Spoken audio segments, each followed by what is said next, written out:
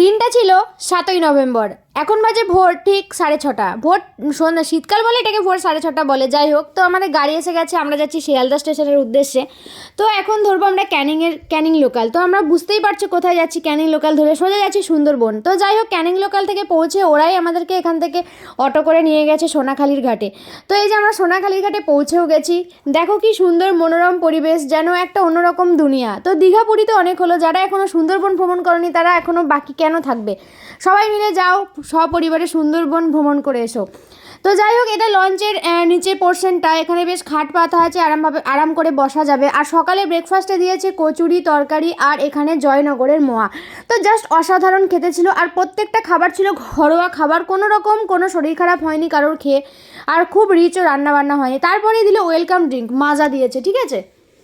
তারপরে খাওয়া দাওয়ার পর ওপরে চলে গেলাম একটু মনোরম দৃশ্য উপভোগ করার জন্য। আর শীতকালে সাদা ঠান্ডা হাওয়া দিচ্ছিল, আর এখানে ভালো রোদও ছিল লঞ্চের মধ্যে, তার জন্য খুব একটা প্রবলেম হয়নি। তারপরেই চলে এলো গরম গরম মুচমুচে আমুদে মাছের পকোড়া। তো এখানে আসা মানেই খাওয়া দাওয়া করো আর প্রকৃতির সৌন্দর্যকে অনুভব করো। তা যাই হোক, আমুদে মাছের পকোড়াটা জাস্ট দারুণ খেতে হয়েছিল। তো ঘরে যতই এরমভাবে বানাও না কেন, কোনোভাবেই বানানো সম্ভব হয় না। তো তারপর আমাদেরকে বললো এখন হ্যামিল্টন সাহেবের বাংলায় ঘুরতে নিয়ে যাবে। তো যাই হোক, এখানে নাকি রবীন্দ্রনাথ ঠাকুর 1932 সালে এসেছিলেন স্যার হ্যামিল্টনের আমন্ত্রণে। তো যাই হোক, এখানে এসে রবীন্দ্রনাথ ঠাকুর স্বদেশী সমাজ গড়ার স্বপ্ন দেখেছিলেন, এরম টাইপের কিছু লেখা ছিল। যাই হোক, তারপর আমরা এখানটা একটু ঘুরে নিলাম। আর এদিকে বাংলাটা ঘোরার পর দেখো এখানে অনেক মানুষ এখানে ভিড় জমায়েত করেছে, কেননা আর এখানে ডাব অনেক সস্তায় পাওয়া যায়, মাত্র 25 টাকায়, মানে 100 টাকায় 4টে ডাব, তাও অতিরিক্ত জল সম্পন্ন ডাব, দারুণ মিষ্টি খেতে। তো যাই হোক, এখানে আমরা খুব আনন্দ করলাম। তারপর আমার ছেলে এখানে পার্কের মতো একটা জায়গায় খুব আনন্দ উপভোগ করলো। তারপর আমরা এখানে ডাব খেলাম। তারপর আমরা লঞ্চে ফিরেই দেখছি আমাদের জন্য লাঞ্চ রেডি হয়ে গেছে। আর লাঞ্চে ছিল প্রত্যেকটা ঘরোয়া খাবার, অসাধারণ টেস্ট। ডাল ছিল, ঝুড়ি ঝুড়ি আলু ভাজা ছিল তার সাথে ছিল মাছের মাথা দিয়ে বাঁধাকপির তরকারি, কাতলা কালিয়া, আর ছিল চিংড়ি মাছের মালাইকারি।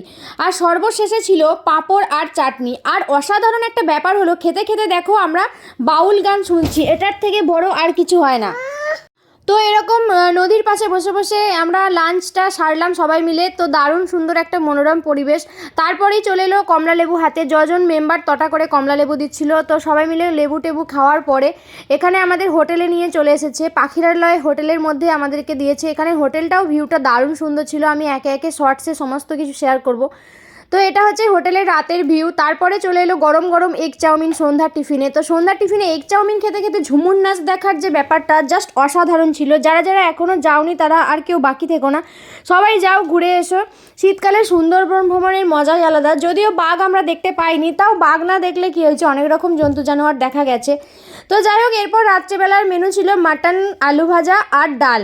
তো এই দিয়ে আজকের আমাদের সুন্দরবন ভ্রমণের প্রথম ট্রিপটা শেষ হলো। Good night.